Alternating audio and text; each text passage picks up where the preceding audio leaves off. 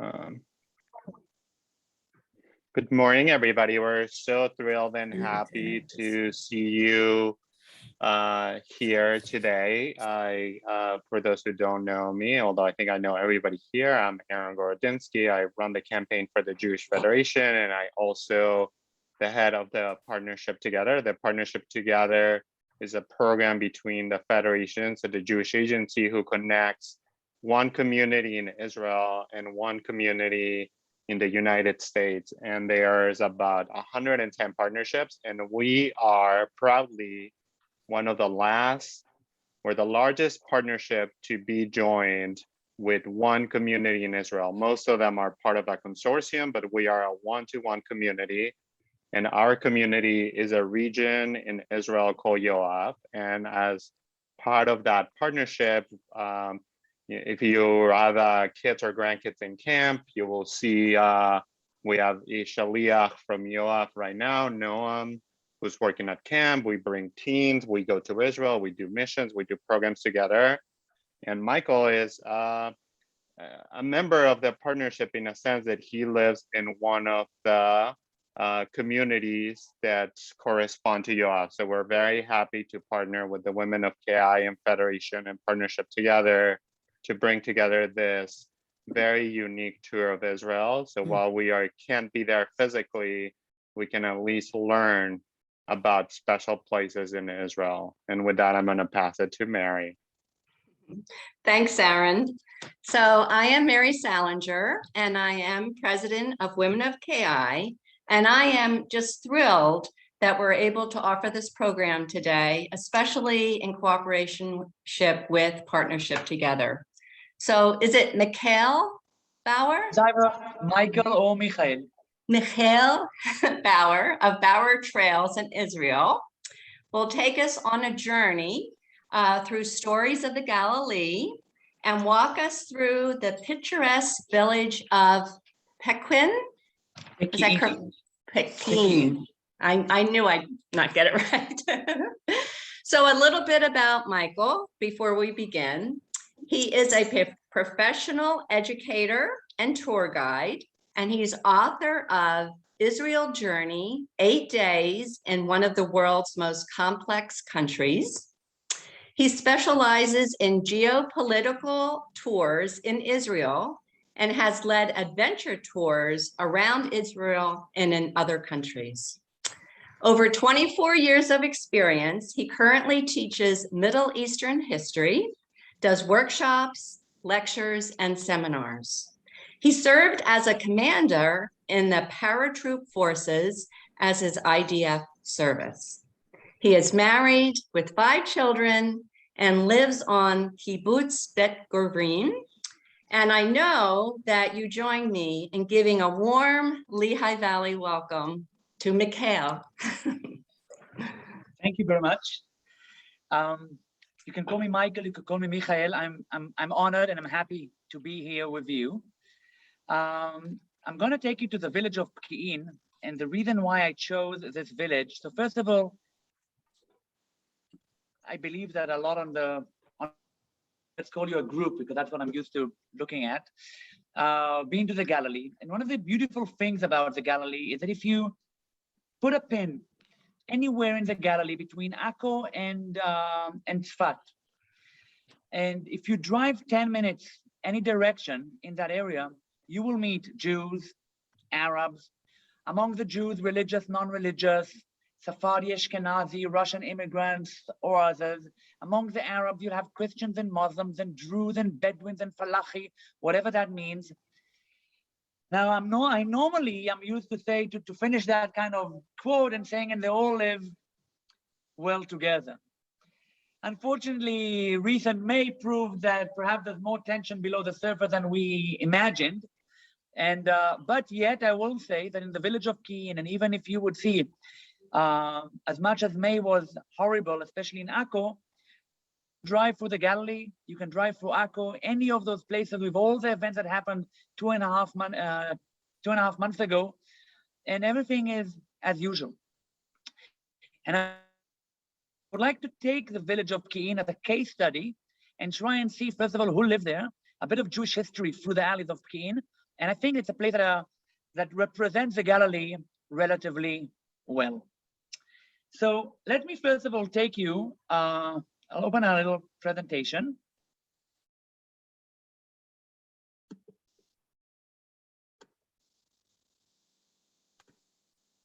I don't know if I should let And you're supposed to see now a slide. Aaron, I'm saying what you're supposed to see. So if you're not looking at the right thing, you let me know that you're not seeing it. We see the slide. You see the slide. Fantastic. So generally, the village of Peqiin is a mixed village. You have the Druze, which are the majority. That is 70%. You have Muslims, you have Christians, and you have in theory also Jews, but in fact you have a Jewish woman. Her name is Margalit Zenati. And recently, in the last few years, we also have a Dutch woman who is Jewish, who lives in the village. And as we're standing on the lookout, you can see that the village itself, looking in from far at first, is a very classic Arab village. Now, soon we will discuss whether the Druze community, which are making the majority of that village, are they Arab or are they not? But clearly that the culture, while you're walking through the village, is an Arab culture. Even when you're looking at the Jewish woman, Margalit Zenati, which we'll meet soon, her native language is Arabic. She speaks Hebrew, obviously, but she grew up in the village speaking Arabic. So that is a classic Arab architecture.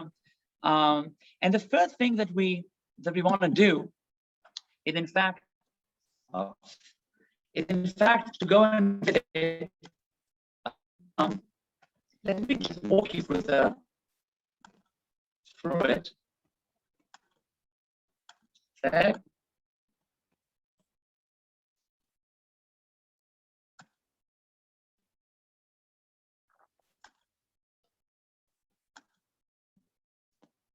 And let's actually walk down. You're getting no video right now, right? It's loading right now, yes.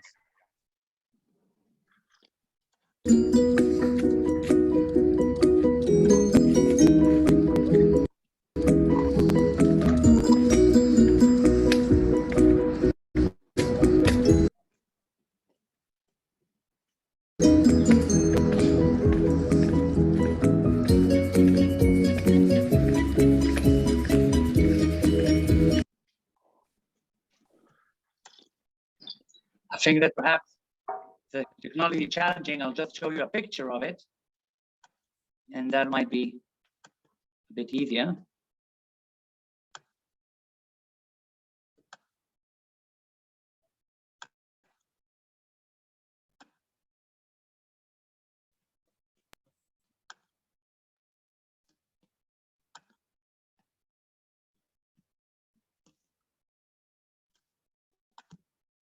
And the first picture that you're looking at is the tomb of Rabbi Shimon Bar Yochai, right?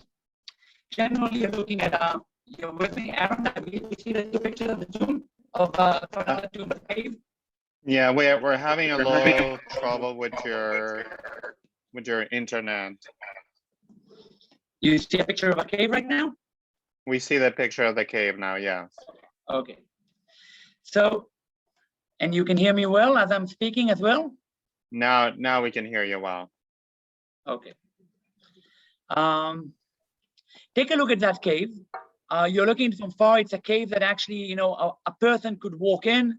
It's underneath those carob trees. Inside is written in Hebrew, Makom Kadosh, a holy place. Please, keep the place clean and tidy. There's a few candles in that cave. And that cave would be perhaps the most exciting place for Madonna when she comes and visits the place. Now, what is the story? When we are looking at Peqiin, Peqiin is actually mentioned in the Talmud with a story of a rabbi known as Rabbi Shimon Bar Yochai. Let me give you a bit of historical context to the cave and that specific rabbi known as Shimon Bar Yochai, which if I would have to say one sentence about him, I would say he is known for writing the Zohar. Historically, probably we know that it was written later by a different rabbi, but the tradition gives Rabbi Shimon Bar Yochai the credit for writing the Zohar, which is a book of Kabbalah. So a bit of an historical context for that cave and that rabbi. Between 132 and 135 CE, we had a very famous uprising. You might be familiar with it. It's called the Bar Kokhba revolt. It was the second revolt. The temple was already destroyed, and we rebelled against the Romans. There was a spiritual leader, his name was Rabbi Akiva, and there was a more militant leader, his name was Bar Kokhba. And even though we celebrate in Israel until this holiday called Lag BaOmer, where we're celebrating the victories, in fact, it was quite disastrous. By 135, the price of a Jewish slave was less than food for horses. They changed the name of Jerusalem from Jerusalem to Ilia Capitolina, and they changed the name, I'm talking about the Romans, from Judea or Israel to Palestina, Prima Palestina, Palestina Seconda. And in fact, one of the things, because the Romans by then realized that, they killed the Jew, that doesn't work. They destroyed the temple 6 years earlier, didn't help.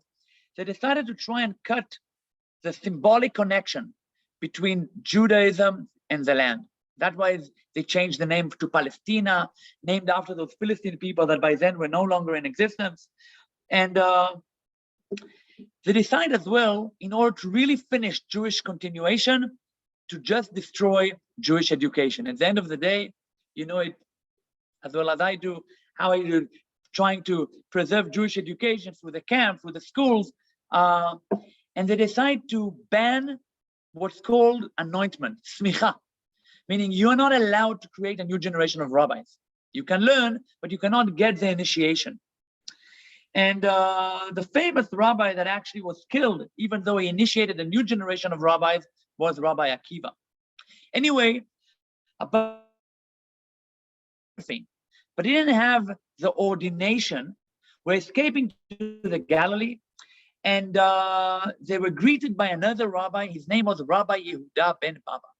And Rabbi Yehuda ben Baba was able to ordain them, initiate them, announce them as new rabbis. And as he's starting the ceremony, someone is mentioning that the Romans are about to arrive.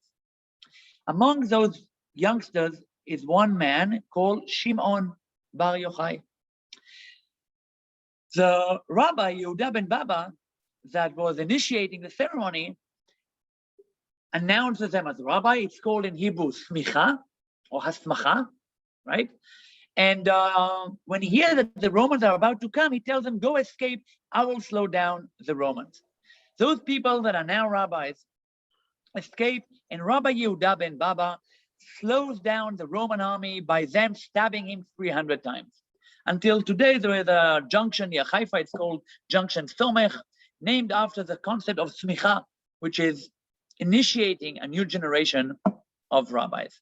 Anyway, now Shimon Bar Yochai is a rabbi. And let's fast forward, and eventually a Talmudic story tells us the following story. Rabbi Yehuda and Rabbi Shimon and Rabbi Yossi were sitting and chatting. Rabbi Yehuda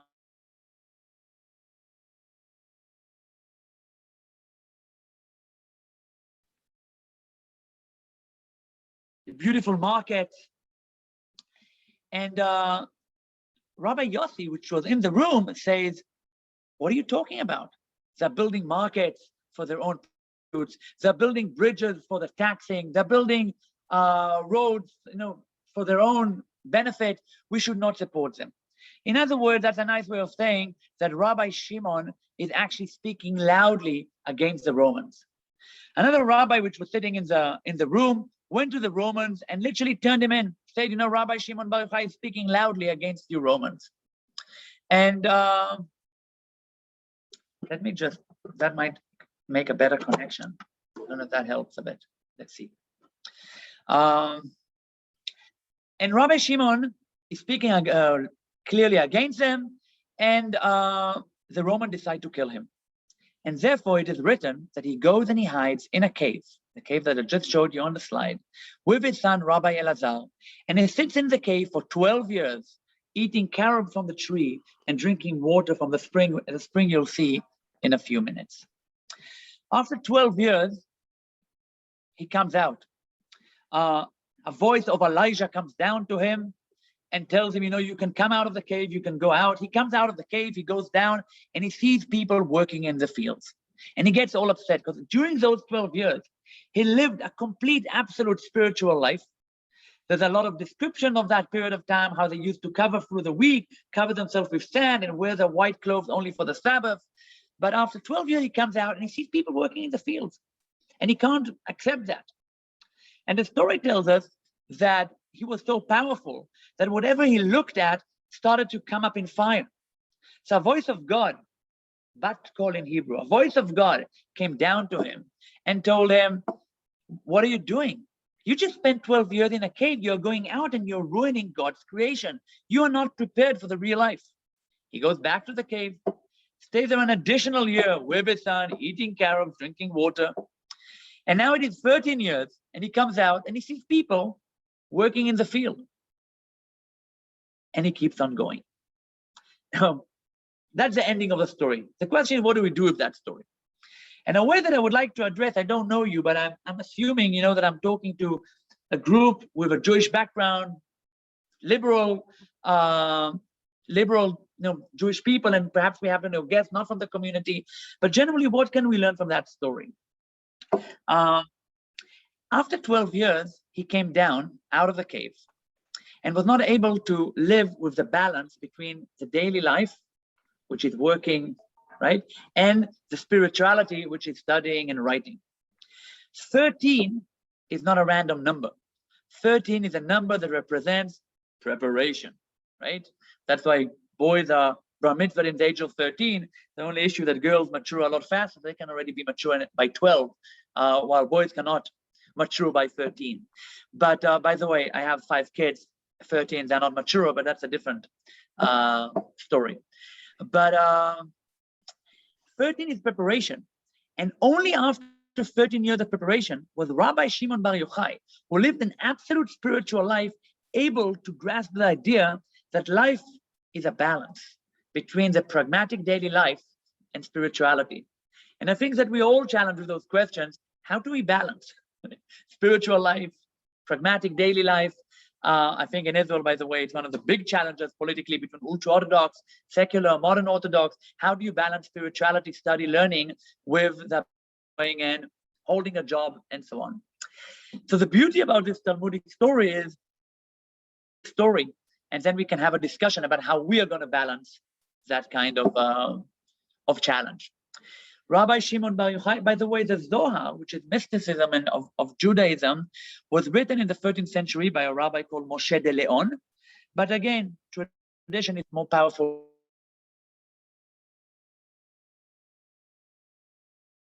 Zohar was a Kabbalah, was a secret which was brought down on Mount Sinai, passing secretly from one to another, and eventually entered mainstream Judaism. I would say that they're entering mainstream Judaism a lot later, probably somewhere in the 16th century, around scholars that are living in Tzfat. I would leave that for our virtual tour of Tzfat one day. But that cave is very, very cool, and it is an attraction today for religious people that come and put the little notes like the Western Wall. As I said, Madonna, when she comes to Israel, to Peqiin and sit outside that cave, and that's that little cave that just, is on the edge of that village. Saying that, we'll continue with our virtual tour. I'll try again to use the technology, and if it works, great. If not, I'll use picture, then I'll use my ability of describing. So we are moving down. The cave is, among those carob trees, and I'd like to take you down to walk down the stairs towards the spring.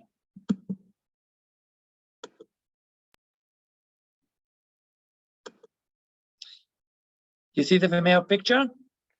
We do.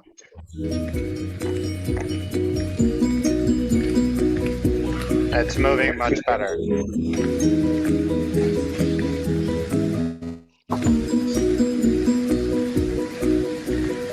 We're arriving at that spring.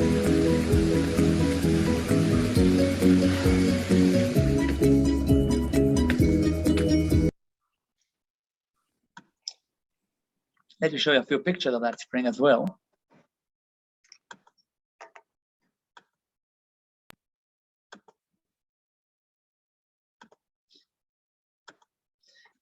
You see now 3 pictures of the spring, right? Yes. Great. So first of all, above on the right, it's a picture from the 60s, which Minimint will talk about. You can see the beautiful, we call it, the big green tree, it's etstut. We call it strawberry. I know that in English, that fruit is not strawberry. It's more like a kind of a berry, but we call it wild strawberry. And that is a picture from the 60s. Look how interesting how the center of life is around that spring. People are washing their clothes, the cows are inside. I mean, that is the center of life. That was, by the way, the visual of every village in the 60s. I'm talking about the 60s of obviously the 20th century. So we're talking about 60 years ago. The bottom is today where there's a little restaurant. In the bottom right, a little restaurant below the tree. And on the left, one early morning when I was there, I just took a beautiful picture when everything is quiet before people wake up. It's a beautiful setting. The water is fresh. You could drink this water over there. And that is a spring from where Rabbi Shimon Bar Yochai would have, according to tradition, would have been drinking from. What's interesting in Peqiin, which is different, that most Arab villages, and we'll talk about, Jews and Arab villages. Today, we have, let's say, between 1 to 2 Jews living in Peqiin. It's an Arab village. We'll see what happened to the Jewish community. But until the 30s of the 20th century, we had a thriving Jewish community in the village, which would have been the case in every Arab village in the Galilee. Usually either in 1929 or 1936, because of riots, Jews left those villages and never went back. That's usually the story. But what happened in most villages, for those who are familiar with names, Sachnin, Arabah, Dir Khana, Bir el-Maksur, one village after a village in the Galilee, always the heart of the village was a spring, because that's where you meet one another. That's a community centralized around it. Remember, people had no taps at home, right? So that is where you go to get your source of life. And slowly, when the tap was invented and the taps and the pipeline started to enter the village, the spring lost its case. And then what became the center of the village? The road. Now, the road cannot be carved in the middle of the village. So it's usually on the side of what was the village, let's say in the 80s. Most roads in the Galilee, in that area, heart of the Galilee, were carved in the mid-80s of the 20th century. Before that, you would have to hike up the hill to get to Peqiin. So while usually the center of the village becomes the place of drugs, violence, it's, poverty, and so on. In Peqiin, because of the Jewish traditional importance, the villagers themselves invested in maintaining that spring and building, several restaurants all around it, mainly to attract Jews that are attracted to the cave and the spring. And you actually can see something which looks quite neat, which should have been the case in every Arab village in the Galilee, but unfortunately that's not the case. More and more villages are innovating today and trying, to do that. But there you can really see that beautiful setting. And if we would be sitting on those stairs, what we would right away start seeing is the Druze community. The 2 people on the left are actually sitting in the square. I brought a picture for you to see that, we have Druze in the military. I'll explain in a minute. The religious people on the upper one. And I would like to speak a bit about the Druze, that is really about 70% of that community. Take a look what they look like, the dress code. And I would like to go back and see you and talk a bit about the Druze. Okay, you can see me now, right? Aaron? Yes, we see you. Okay. We're talking about Peqiin again, 70% Druze. In the Galilee, if 70% are Druze and the 30% are divided between Christians, in this case, half Greek Orthodox, half Catholic, Muslims, and a Jewish family, we define the village as a Druze village.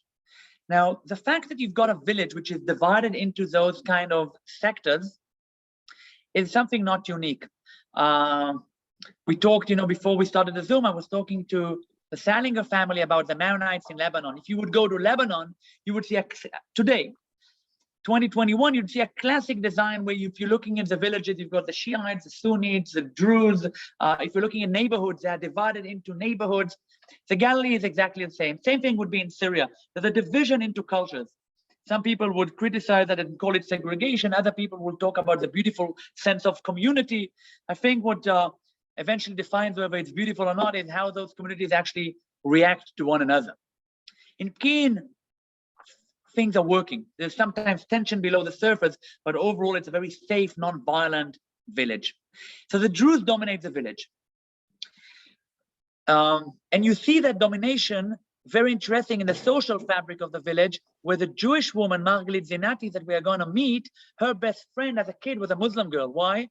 The two minorities which felt discriminated by the Druze majority always find a common language.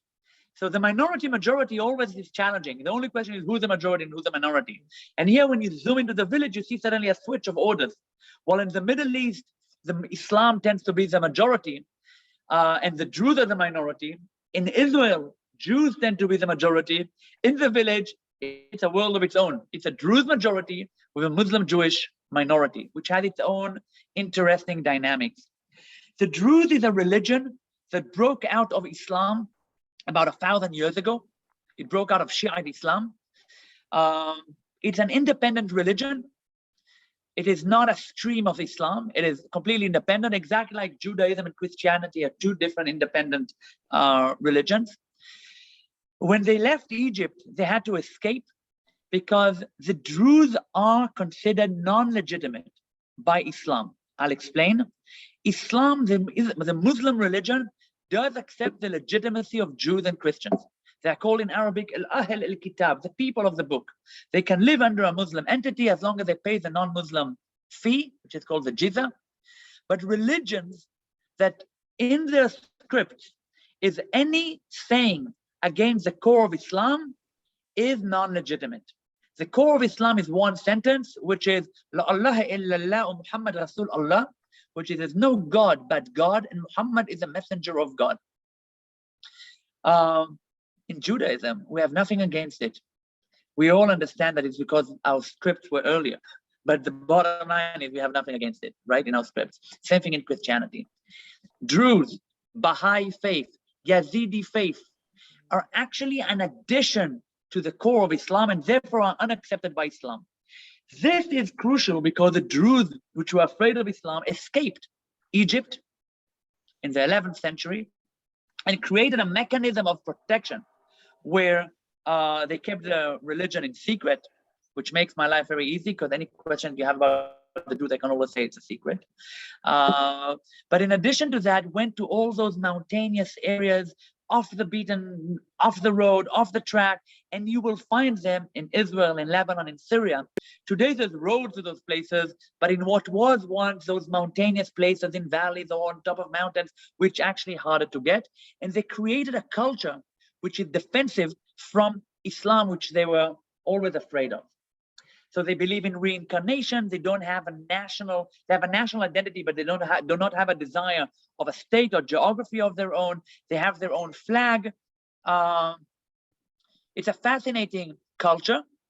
As I mentioned, the fact that they're religious Druze will explain that a bit like mysticism in Judaism, where if you're not open-minded, if you don't know, theoretically, if you don't have the 5 books of Torah, you cannot learn Kabbalah.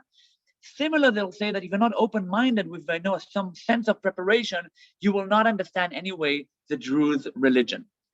They are divided into religious and secular people. What you saw in the pictures are the religious people. Most of them are secular and they'll be just dressed like me. They always wear those black clothes, a white turban, man with a mustache, and they will shave the head if they are religious people. And again, secular people will be like me. And the secular Druze people will know nothing about Druze that I don't know because it is kept a secret from them as well. And I would argue that that secret is a mechanism to protect them from the Muslim world that was at them throughout history.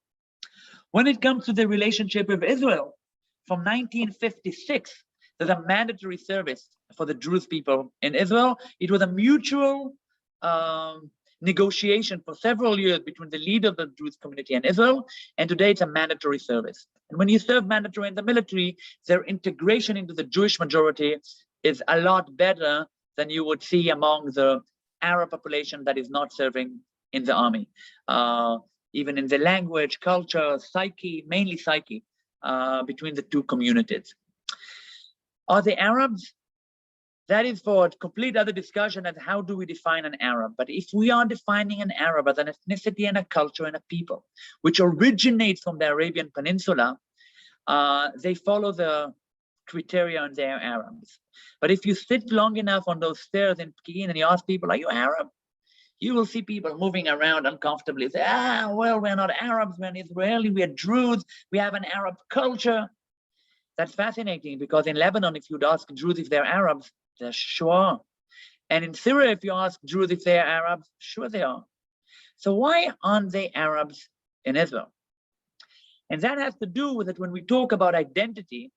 I would add that an Arab is a person that it's a culture, it's an ethnicity, it's a nation originating from the Arabian Peninsula, and it's an identity. And since people have the right for self-identity, if they don't identify as Arab, they're not. It's a bit similar, you probably, there's a lot of Jews that came from Iraq. They have an Arab culture, Arab ethnicity, they speak Arabic. If you ask them, are they Arabs? Some will say we are, a lot of people say we're not, we're Jewish. Why are they not Arabs? Arab is not a religion, it's an ethnicity and it's a culture. So what makes the Iraqi Jews not Arabs is if that specific Iraqi Jew says, I am not an Arab. If he would say he is, he would be, if he has the right background. Same thing for the Druze. In Israel, because of politics, they know that there is an Israeli-Arab conflict, and they're choosing, at least some of them, a significant amount of them, to remove the Arab identity from the list of identities that they have, just in order to make their life more simple. And by the way, some of them don't do that. Some of them say, yeah, we're Arabs. Some of them, not a lot, very rare will you see that, but there is kind of like some today Druze that you're starting to see Palestinian nationalism penetrating slightly. Some villagers more closer to Haifa will say we are Arab, we are Palestinian, we are Druze, we are Israeli, we are everything. So if they want to define themselves this way, fair enough, people have the right for self-definition. But they do serve in the military, and they do live in Israel, and we are talking about a community of approximately 150,000 people that live in Israel. So that was a bit about the Druze, and if you have questions about them, we're going to have about 10 minutes towards the end of Q&A.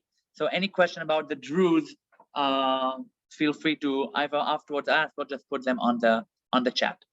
So we were in the spring, we saw the Druze people. Let's walk towards the synagogue. Let me try and put it on.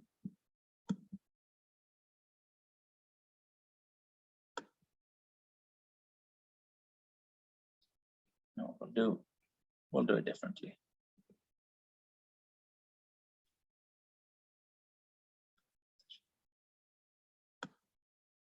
Sorry, excuse me for the technological thing. I want to do it a bit differently. And actually, I'll take you to the pictures of the synagogue, which you can see right now. There's two different pictures. And before I talk about the pictures, I want to introduce you to a standing near the door over there, and let's take a look at a little video of her.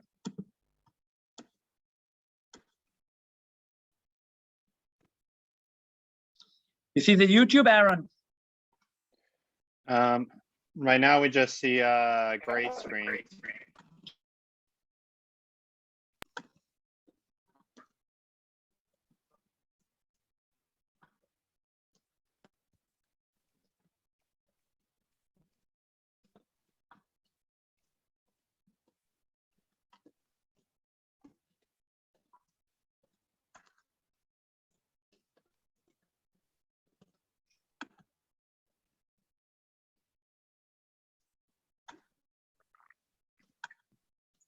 Now you see the video, right?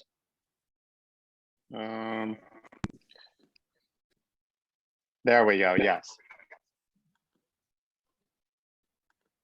הייתי פה בבית הזה, ונותן גישו אותם לפה, מה מכנים לפה לקוזרה שלי, ל-48.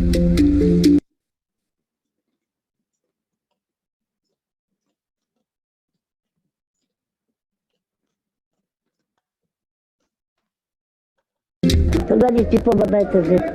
נושא גירשו אותם מפה, מה מכוונים לפה לאבא שלי? 48.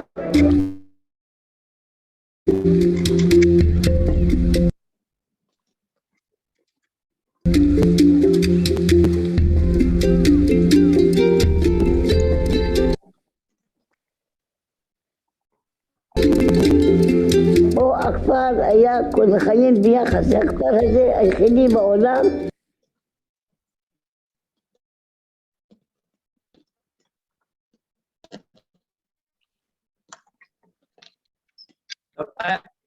I apologize. I actually rented a space here to have strong Wi-Fi, but I guess they are disappointing. I'll send you the link. It's a video. It's a nice little video about her. Oh, it goes again. Wait a minute.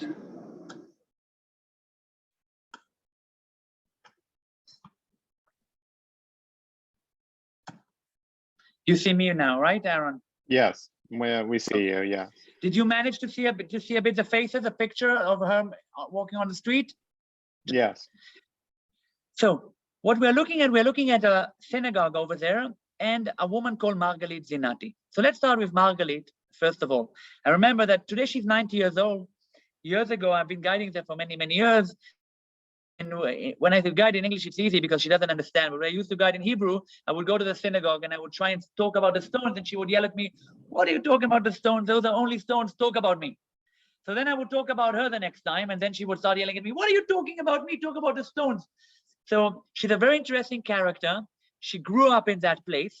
And her family, the Zinati family, are descendants of Rabbi Yossi Daman de Peqiin, which we know from the Talmud, which means that is a family that's been living in Peqiin for 1800 years.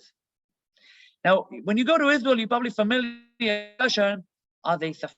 Are you Sephardi? Are you Ashkenazi? Now, today, that's less of a relevant question. When I was a kid, that was more relevant. Today, most of us are starting to be mixed marriages anyways. But if you want to see a woman that gets mad at you, ask Margalit Zinati. Margalit, are you Sephardi or Ashkenazi? And she's neither. Ashkenazi came back from Europe. Sephardi came back from North Africa or Spain. She never left. And that brings up a whole other topic that we do have, not a lot. Most of us are descendants or ourselves are Jews that, were expelled from the country and then eventually came.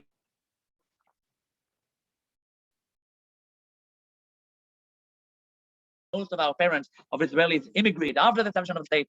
But here we're looking at a family and we have several of them that never left, which is an important concept to have. And Margalit Zinati, a story that follows. Her father was Yosef Zinati. They lived in that house in Peqiin, and there was a thriving Jewish community. And some point in 1936, the British came to the village, came to the Jewish community, knocked on the door and said, "Listen, there's riots. I don't know if you're aware, between 36 to 39, there were massive riots going on between Arabs and Jews. And in the small mixed cities, Jews were not able to protect themselves. They had more ability, in places like Jerusalem, Jaffa, Hebron. Although there was a lot of violence in Hebron as well. And the British said, "There's no way we can protect you. You better leave." And the community literally leaves. One family stays. It is a Zinati family. And they sit in their house. And what I'm telling you right now, I've heard from Margalit herself many times, right? So there's a knock on the door and there's a clan of people that want to get Yosef Zinati, the father. And they're about to shoot him in front of her. She had one brother. Her name is Shaul. And then one of them said, "Why would we waste the bullet? Let's take the Jew to the spring and let's pour on him oil and we'll burn him with his own oil." They take oil, they sit the kids to watch, and they pour the oil on the man.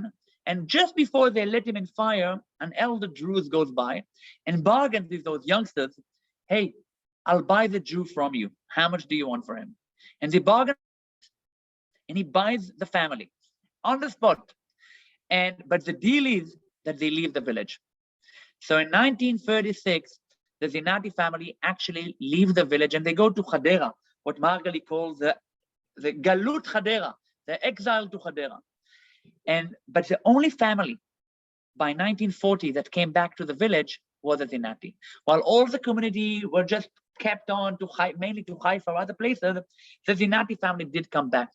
And the description is actually beautiful. She described her father, which was almost blind, navigating through the field. And obviously she had a very metaphoric way of describing things, but she's saying, and he navigated by the smell of the soil back to their home. And they came back to the place, and the place was empty. No one expected them to come back. But slowly, as they were in the empty house, by the end of the day, things started to show up and come back, and they lived there for the rest of their life. Margalit herself, I'll say that carefully because it is recorded. But she had a lot of issues throughout her life, and she never married.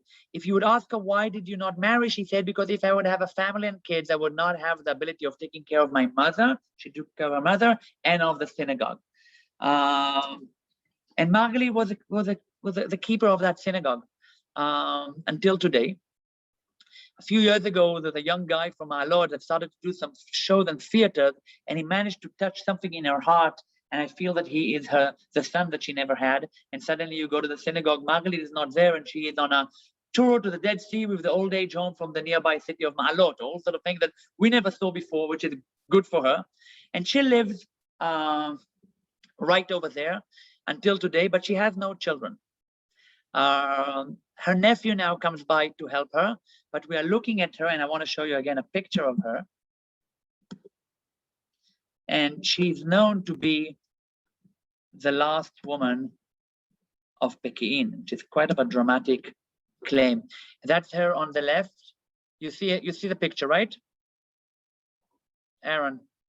Yes. Great.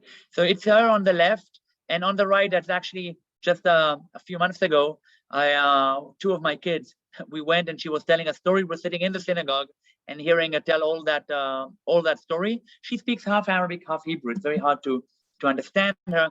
And that is a synagogue from outside and from inside. And I'd like you to look at the bottom picture. It was recently renovated again, and it's actually a unique synagogue, because if you take a look at it, I've never been to your community. I'm just assuming that if you've got a synagogue, and it's probably set in rows and not in a circle. And correct me if I'm wrong. Today, when we look at synagogues, generally in modern synagogues, we divide the synagogues into two: Ashkenazi synagogues, which are sitting in rows. You could say perhaps slight imitation of the church, or more pragmatism, because you need to fit more people in, and more people fit in rows. If you go to Sephardic synagogues, it is in a kind of like a circle, and they will say, we are facing the most important thing, which is not the ark and not the rabbi, but one another. It's a sense of community. In fact, they're actually maintaining the original way of synagogues, the way they were built before the destruction of the temple, where a synagogue was not a place of prayer, but a place of study. But that is why when you do see Sephardic synagogues, because it is not pragmatic, so you see the seating all around, and then plastic chairs all over the place, because just people don't fit. But that will be classic. When you're looking at Peqiin just a year and a half ago was a bit renovated, but the stone structure was rebuilt in 1873 on top of an ancient synagogue that would go back to the 2nd and 3rd century. So actually we can see that whoever was building it was just maintaining the original model of a synagogue, which originally was not built for prayer, but was built for study. Over there in the heart of the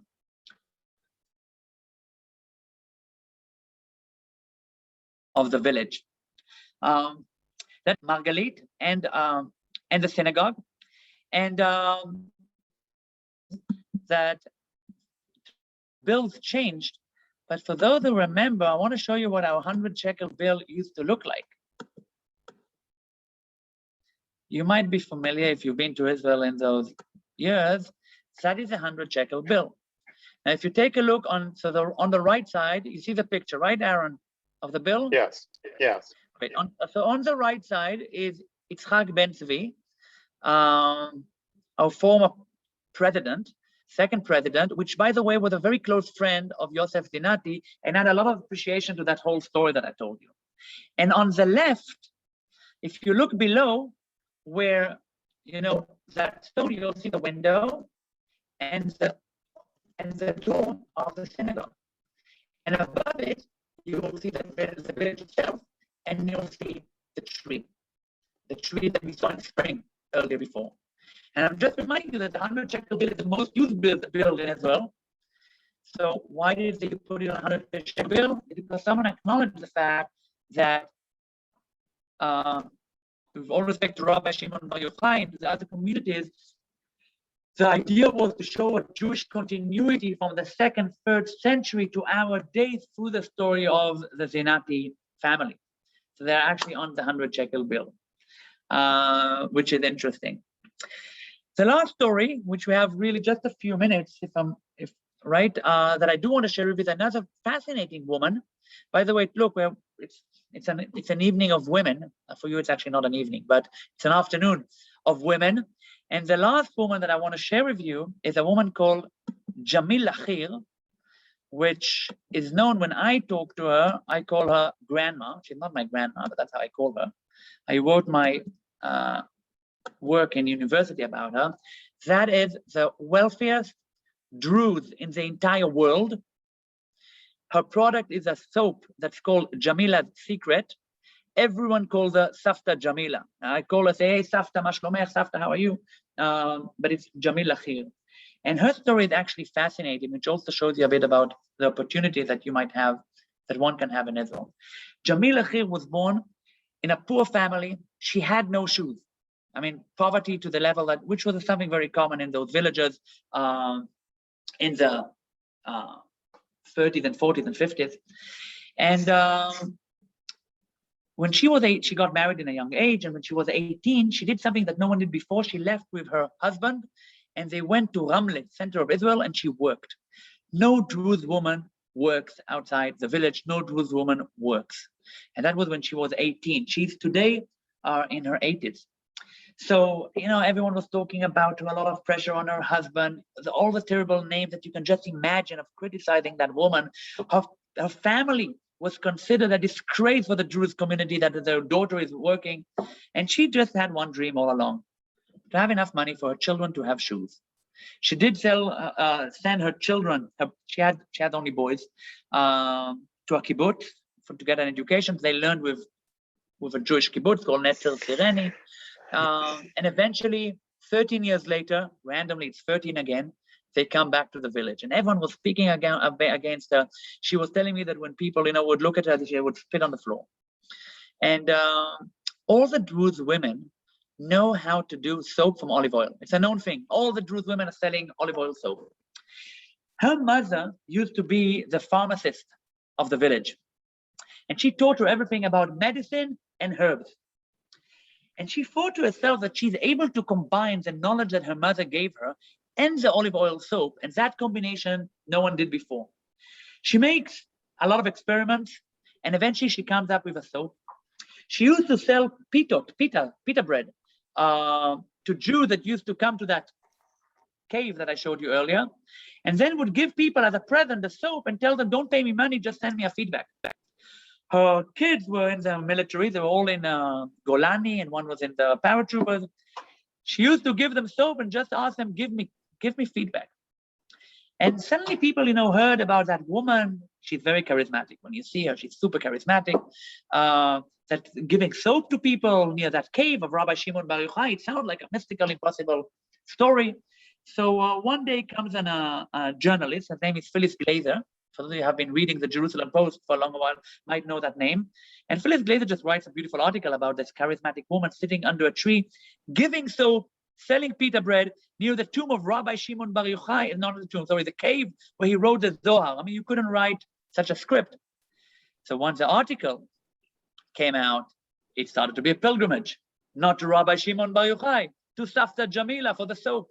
And she was not willing to take money. She said, take the soap, send me a feedback. There was a central post office nearby, and she would go there and people would send the feedback with whatever the soap was worth later on. And eventually she felt that that she can actually start selling that soap. And as she was starting to sell that soap, comes to her a guide, which I know, a friend of mine, Eran Saar, with a man called Steph Wertheimer. You might know him. He is considered the wealthiest Israeli today, who built an industrial zone and looks at her and says, listen, you've got a product. Why don't you market it and sell it to the world? Now, she happened to have also 4 sons. 2 of them studied abroad, business. And the bottom line is that Savta Jamila, that grew up without shoes, that is considered today, at least by what she said, I actually never checked, right? The most expensive soap in the entire world, sold in Harrods in Europe and in Britain for 40 euros. I saw pictures of Andrea Agassi, Angelina Jolie, Oprah Winfrey, all of them using the Jamila Secret soap. She became very wealthy. She became a symbol. She speaks. She does a lot of women empowering in Peqiin, outside Peqiin, and she actually represented the Druze community and was asked to light a torch.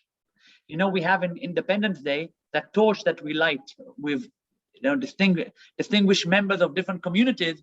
She, as a woman, a Druze religious woman, was lighting the torch on Independence Day on Mount Herzl in Jerusalem. So she also lived in Peqiin. I could continue with a few different characters, but I think, Aaron, that maybe we'll take a few minutes for questions if people have any. Sure, because we have a smaller group. If you want to ask a question, just unmute yourself and ask the question. Not so much a story, but the question. So I'm just gonna open it for everybody. Unmute yourself and ask any question you might have.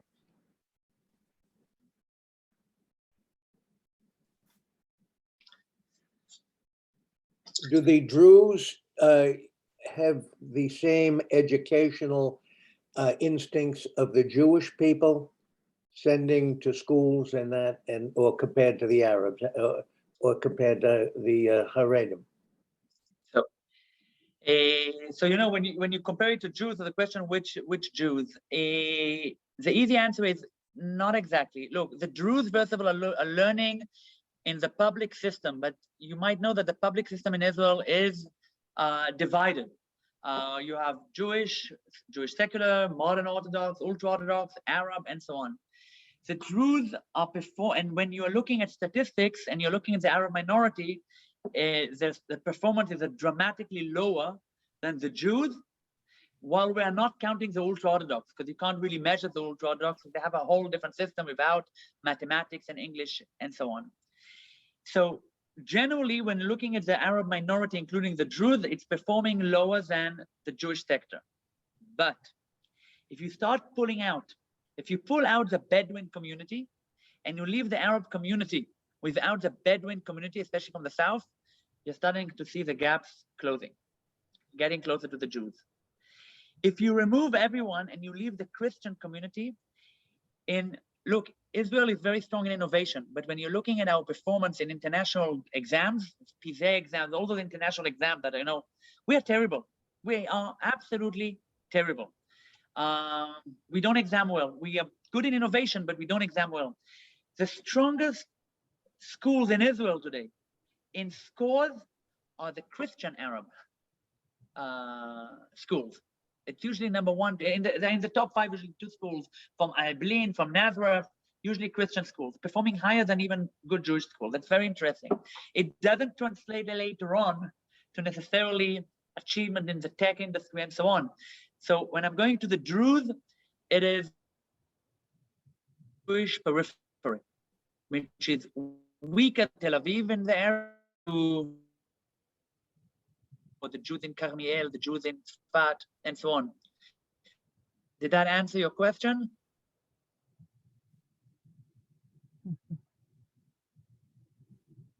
I kind of lost you when the last minute or two you started to say about the Jews. So I'm saying, so when etc. You right. got muddled. So I'll say again, the Druze would be equal to the Jewish community. I'm looking in scores for whatever that's worth. Again, in Israel, we don't get too excited by the scores. of all the different exams because we just are bad at it. But yet, that's the only way to measure things. So when we measure it, it will be equal to the Jewish communities in the periphery, like Akko, like Tzfat, like Kariel, but all of them together would be weaker than Tel Aviv or weaker than the kibbutzim. If you're looking at Yoav, for example, because you are connected to Yoav, because it is a school that is holding the kibbutzim, which are considered a stronger population when you're looking at our percentage of in education, so Druze will be a lot weaker. But if you compare it to the town of Kiryat Gat, which is right near Yoav, or right in the middle of Yoav, they are equal. I understand. Thank you. And again, it's only in what we can measure, which I'm not, we don't get excited, but that's like measuring tools that we might have. Thank you. How do people in Peqiin earn a living? So a bit of farming. A lot of independent businesses are in the village serving themselves and the surrounding. Then nearby, there is a town called Carmiel, which has some jobs. Akko, all the way to Haifa. People would go and work. A lot of similar, by the way, to all the Arab minority. And again, whether the Arabs or not, we discussed that, but construction. Druze, like the rest of the Arab Muslims, dominate construction in Israel on all levels, from the contractor to the worker itself. So also there as well. At the end of the day, they commute to Haifa, or at least up to Haifa. Wait. Any other questions?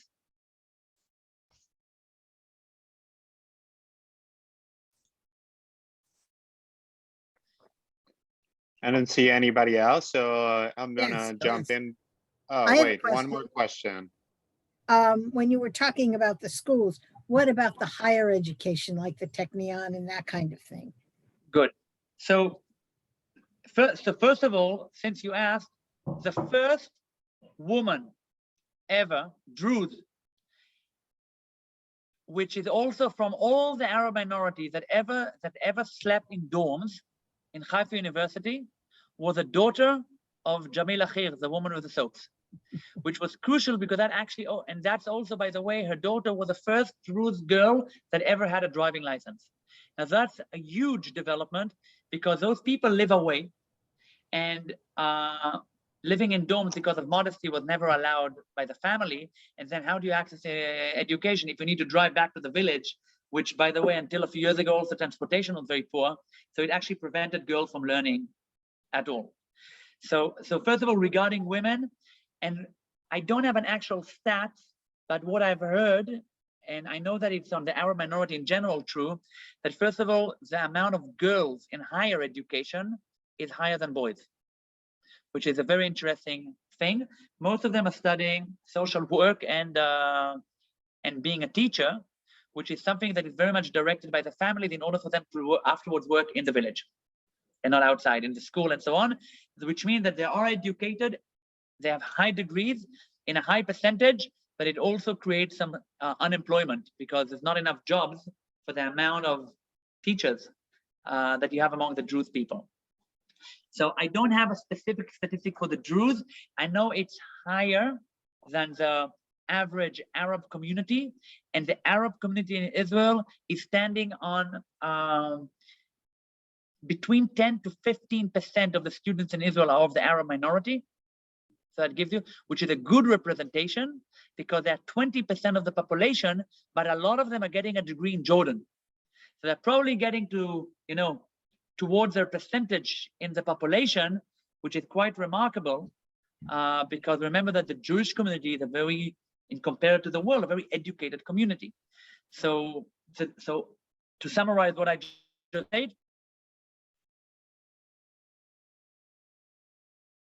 first degree, very high, equal to Jews. Where you see the numbers dropping is on the master's and PhD level. There it will drop dramatically. It will not be according to the percentage. I'll ask a last question before we leave because if we're visiting the village, what type of food do we expect to eat at the village? What do they, is it more Jewish? Is it more Arabic? What are the Druze are serving? What are we gonna eat there? Great question, Aaron. So first of all, it's Druze food. Now you're asking me, okay, what is Druze food? Druze food is very similar to Arab food or to Bedouin food. Just when you're eating it at the Druze, you just make sure you call it Druze food. The coffee is black coffee with cardamom, which is called Bedouin coffee in the Bedouin community, Arab coffee in the Arab community, Turkish coffee when you are wrong, or Druze coffee when you're Druze community, but it's Middle Eastern. It's mansaf, it's maklube, it's rice, it is meat. Meat, by the way, you don't want to take beef, you want to take lamb, because traditionally in the Middle East, you don't have cows anciently. So, the real cuisine is it's sheep, it's goats, or chicken, and it's a good Arab cuisine. And in fact, since you asked, and maybe we'll end with that, in that spring, underneath that tree that I showed you in that picture, there's a couple called Salah and Nazha. They have a little restaurant, and a few years ago, Nazha won the competition of best hummus in the Galilee, which is like to win best sushi in Tokyo or in Japan. It's like a big deal. So you have good food there. Well, that's a wonderful way to end. And I will say I want to thank you, and I want to thank KI for partnering with us, with the Jewish Federation, and with the partnership together to bring this event together. And I'll put Mary, who's going to give final instructions. Could I ask one quick question? Could you give the name of that restaurant again, please? It actually doesn't have a name. It's the restaurant of Salah and Nazha underneath the tree. All right. If you email me, I'll give you their number so you can call them and they'll wait for you. Okay. Sure. We're going to be there hopefully in November. Oh, how wonderful. Thank you. Harold, Wow. I will share the email with you, and then you can be directly in contact with him, okay? Thank you very much. I just want to say what a great storyteller. It was just so much fun to go on this adventure with you. So thank you so much, Mikhail and Aaron, for giving us this ability to have this, beautiful adventure. And thank you everyone for joining us today. Shalom. Shalom, take care. Thank you, Mary. Thank you so much.